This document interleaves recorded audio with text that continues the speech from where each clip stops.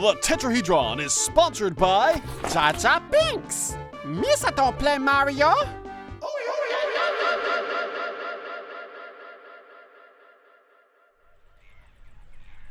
Ah.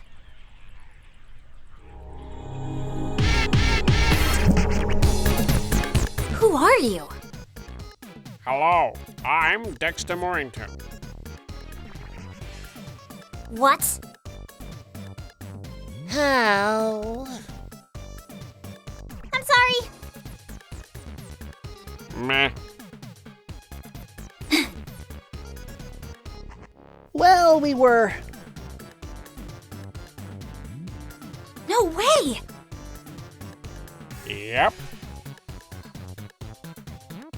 What?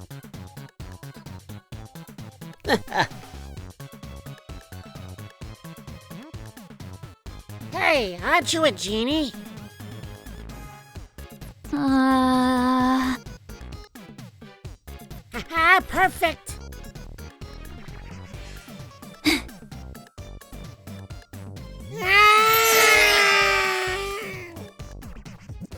Uh-oh. Ah. I wish for... Rep to go! What? So I said to him, where's the fox hat?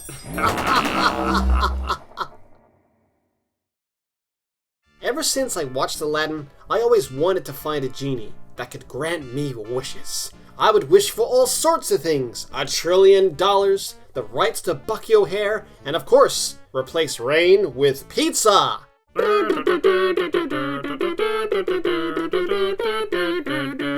Yeah, but without the rain, the plants would die. So, I mean, personally, if I had a genie, I would wish for my annoying neighbor to be turned into a dog or a fire hose.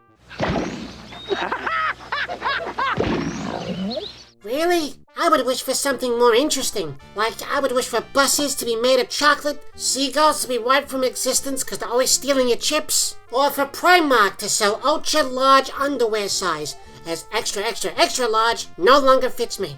Either way, a genie would be awesome. And unfortunately, the closest we can actually get to having a genie in our life is the Half-Genie Hero, Shantae.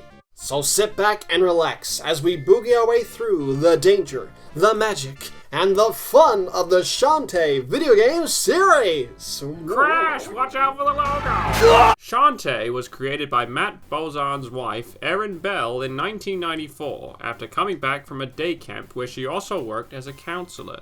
The character was actually named after one of the campers they knew there. She had a habit of catching herself on fire. Who's Matt? Who's this Matt guy? Oh, he's there. So Matt Bozon is the founder of Way Forward, the developers who make the Shantae games. Thanks for clearing that up.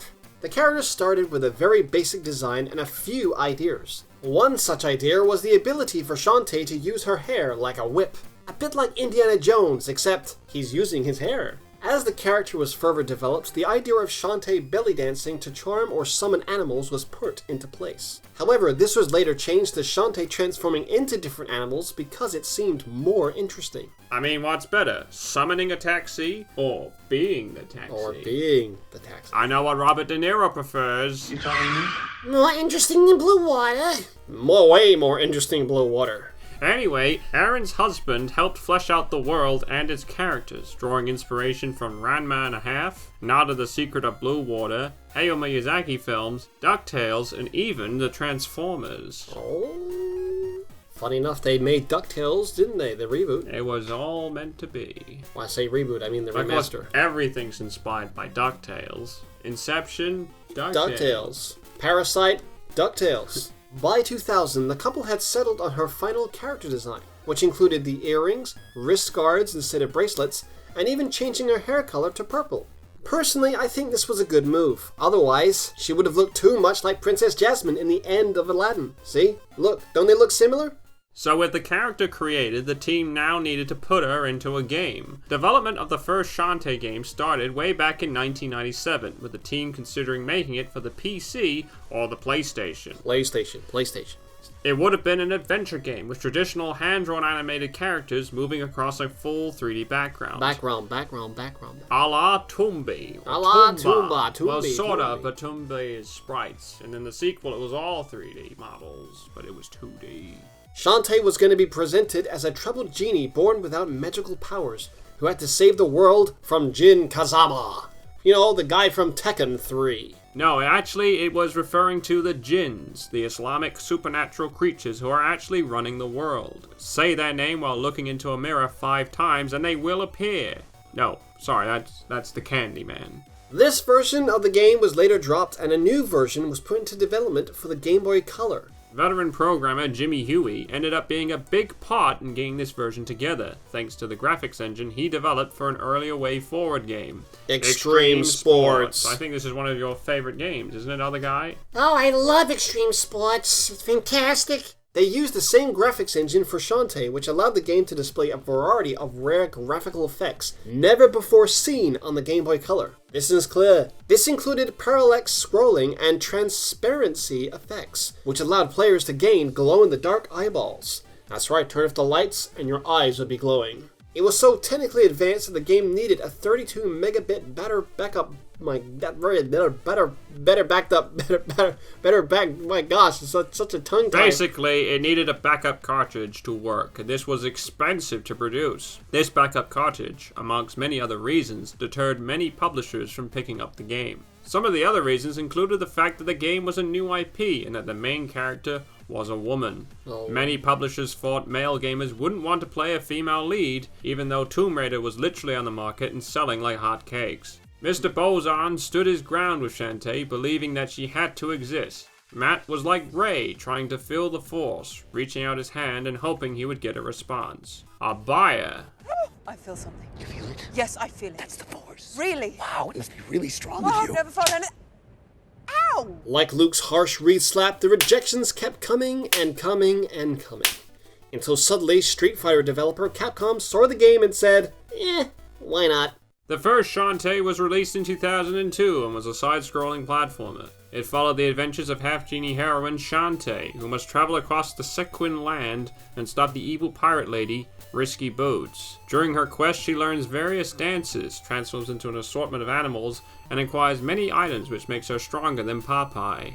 Shantae also gets help from her friends like Bolo and Sky, as well as new faces like Roddy Tops, who is obsessed with eating her brain. Is she the zombie one? She's a zombie one. Ah. The gameplay was similar to Metroid and pretty much Zelda, seeing the player explore dungeons and use their transformations to solve puzzles, reach new areas, and find hidden items. Shantae's graphics and soundtrack were impressive for a Game Boy Color game, and made most of the other games on the system look like a shoddy soapbox. Strapped onto the front of the soapbox. Oh, it's gone. Did I take them off? They've hit the drum! The game also featured a day and night cycle, with the enemies getting stronger during the night. You know what that means? No. You should only play it during the day. Play the game at night, and it's super hard. No, it doesn't work like that. There were also mini-games like dancing and gambling, which helped you earn more gems. And also, let's not forget... The code. The code. The code.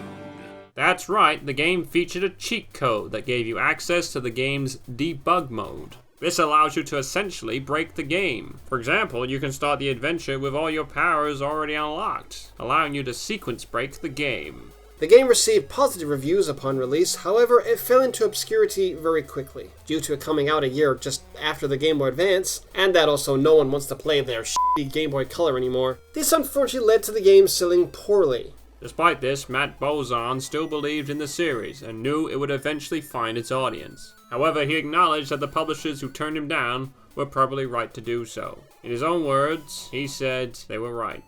Several attempts at a sequel were made, starting with Shantae, Risky Revolution for the GBA. I remember that one. Yes, I played it multiple times. It never came out. You couldn't have played it. I played the demo. No, you didn't. Stop lying. A demo of the first world was developed, however the game once again failed to find a publisher. As a result, the project was cancelled. Despite this, Matt decided to develop a new Shantae game in his spare time called Shantae Advance. Much to the dismay of his wife. This game would have consisted of 8 chapters split over 7 towns, 6 islands, and 6 labyrinths. A multiplayer battle mode was also planned for it. Sadly, Shantae Advance would also be scrapped and put to bed. A third attempt at a sequel was later planned, titled Shantae Risky Waters for the Nintendo DS. This game would have used the dual screen function of the handheld. However, this project was also scrapped due to WayForward's inability to pick up a publisher. Without a publisher interested, WayForward was like a hamster stuck on a wall. Don't you mean a hamster stuck on a wheel?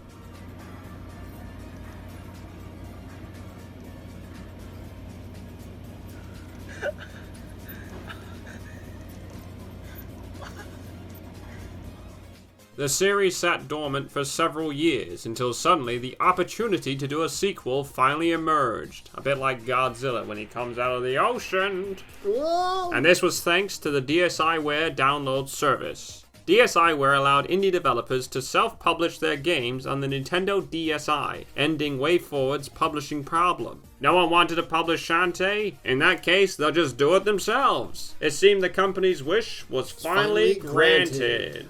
A bit like Godzilla coming out of the ocean. No, not that again. And so, Shantae's Risky's Revenge was self-published in 2010 for the DSi. Originally intended to be released episodically, the team decided to just release it as one whole juicy package. Good move if you ask me, because most episodic games never got finished. Lost wins. Sonic the Hedgehog 4! The game had you embark on a quest to stop Risky Boots, who has stolen a lamp. Shantae is also given the sack as the town's guardian due to failing to stop Risky Boots. This causes her to fall into a rut of depression, drinking cheap wine, reminiscing about the good old days, and listening to classics from Dolly Parton. Risky's Revenge improved upon everything in the first game, adding new transformations like the mermaid, and also introduced new fan-favorite characters like the Squid Baron, who would be perfectly voiced by the other guy. If you just give him a chance, Matt. Give him a chance! Come on, Mr. Boson! How dare you? Let's do this up. All crazy style. Cue the funky boss track and come at me. It's time for the Squid Baron to rise. It was met with positive reviews, with praise for its beautiful visuals, excellent soundtrack, and old-school gameplay that was compared to Castlevania and Metroid. I want to say the next line. When am I going to be able to say a line? You can say this bit. The game would win the award for Best Visuals and Best DS Game of 2010 from IGN. An iOS port was released a year later, followed by a director's cut in 2014, which featured gameplay improvements and a new outfit for Shantae, which made some fans a little too excited, if you know what I mean. The director's cut had since been ported to the PC, PS4, Wii U, Nintendo Switch, Xbox One, and the Potato. Between the DSi release and the iOS port, a Shantae minigame did appear in WarioWare D.I.Y. The minigame was called Shantae Nab and was created by Matt Bonzon himself. It had Shantae in a monkey form collecting gems before they hit the floor. After the I lost the lines. Oh! After the success of Shantae's Risky's Revenge, WayForward got hard work at the follow-up called Shantae and the Pirate's Curse for the Nintendo 3DS and later on the Wii U. Released in 2014, the game saw Shantae lose her genie powers and she has to team up with arch-enemy Risky Boots to stop the rebirth of the Pirate Master. It was a great little story that featured dynamite chemistry between Shantae and Risky. They got such good bands. The gameplay was similar to her previous entries, but with a twist. That's right. Since Shantae has no powers, she couldn't transform into other animals. So instead, they gave her pirate items, which would give you all sorts of new moves. For example, you could use the pistol to shoot faraway switches, or use a hat to glide through the air, and on gusts of wind. Woo! Oh. Also, there was the sword. Did I mention the sword? No. It was an incredible item. You can use it to speed up and smash through the walls or dig down. Okay, just stop talking about the sword. The game was set across multiple islands instead of an interconnected world, which helped break up the action. There were hot squids to find for extra health, a pirate mode for the speedrunners, and hidden cursed cacklebats which the player must defeat to extract dark magic for the true ending. They even included some new outfits for Shantae and her friends, such as the princess outfit. PG-13. Upon release, the game was a huge commercial success, and was one of the best sellers for the Nintendo 3DS. The popularity for the game has not waned either. In 2018, Limited Run Games produced a collector's edition for Nintendo Switch, and it sold out within minutes. The gameplay was praised as being fun, varied, and challenging, while the dungeons were labeled as being interesting. Which the Brits often say when they don't like something but don't want to be rude. Thankfully, all the critics were American. Others said the game was a joy to play and the sprite work was masterful. The soundtrack was also, once again, highly praised. I mean, listen to the soundtrack. Doesn't it make you want to dance? In a 2014 survey of Club Nintendo fan favorites, the game featured in the top 10, which is incredible for a series that had been struggling to find attention. It's also one of my personal favorites too. I mean, everyone should play it. Come on, Dexter, play the game. I'll play this when you play Metroid Prime. This was also the first game in the series where voice actress Christina V voiced Shantae and Risky Boots. Do you want to hear my impression of Shantae? Yeah, go on. Ready to go. It's awful. A year later, Shantae and her mate Bolo would appear in Watch Quest Heroes of Time, a puzzle game for the Apple Watch. Sadly, I can't find any gameplay for this, so if you have any, please send it to P.O. Box, the Tetrahedron VG, behind Ashton's recycling bin. In 2016, a new adventure titled Shantae Half-Genie Hero was released for PC, PS4, PlayStation Vita, Wii U, and Xbox One. Now this game is an interesting one. Not only was it the first installment designed for a home console, but it was also crowdfunded via Kickstarter. WayForward aimed for a budget of $400,000, but it ended up with over $900,000. Wrong. Proving that fans were thirsty for a new Shantae. They were like the cockroach alien in Men in Black, wanting all that sugar.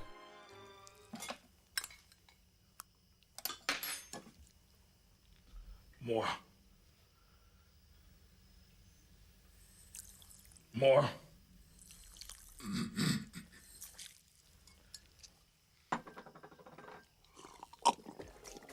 Since they doubled their target, the team were able to add more content to the game, including playable Risky Boots, Sky, Roddy Tops, and Sky. Why did you say Sky twice? What? The story followed Shantae on her quest to retrieve all the components needed to finish her uncle's invention, the dynamo. Meanwhile, Risky Boots strikes again in order to steal the dynamo and use it for herself. Half-Genie Hero ditched the interconnected worlds of previous entries, instead being a traditional 2D platformer divided up into several action stages. Each stage could be replayed for new items and power-ups, and the transformations also returned, allowing Shantae to turn into a bat, a crab, and a mouse. When you're a mouse, you can enter small mazes, reminiscent of the Crystal Maze.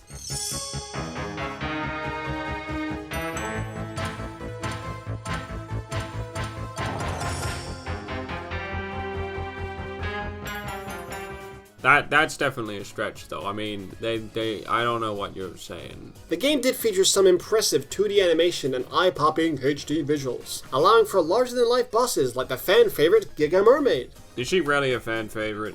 She's very popular with the fan base. 3 DLC expansion packs were released throughout 2017 and 2018, including Pirate Queen's Quest, which allowed you to play as Risky Boots, Friends to the End, which takes place during the game's final act, where Shantae's friends enter her mind. I'm gonna give you no more context to that, that's it. They enter her brain. Finally, there was the Costume Pack, which had 3 non-canon story campaigns, like the arcade-style Ninja Mode, the Tough as Nails Beach Mode, and the Officer Mode, which was a tribute to Mighty Switch Force.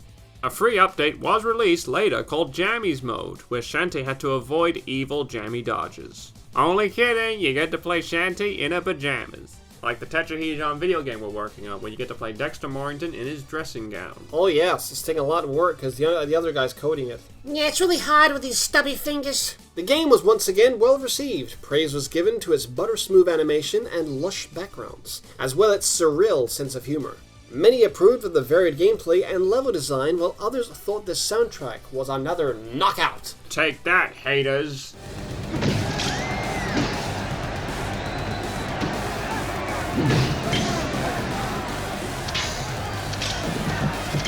Despite some feeling the game was the most polished Shantae game to date, others were slightly disappointed the game was a soft reboot, with many wishing it could continue the story from where the Pirate's Curse left off. Like you. Regardless, that didn't stop the game becoming one of Xseed Games' fastest selling products in its history, which according to WayForward broke Nintendo Switch sales records. Speaking of, the game would eventually be released for the Switch in 2017 and the Google Stadia, or Stadia, in 2021.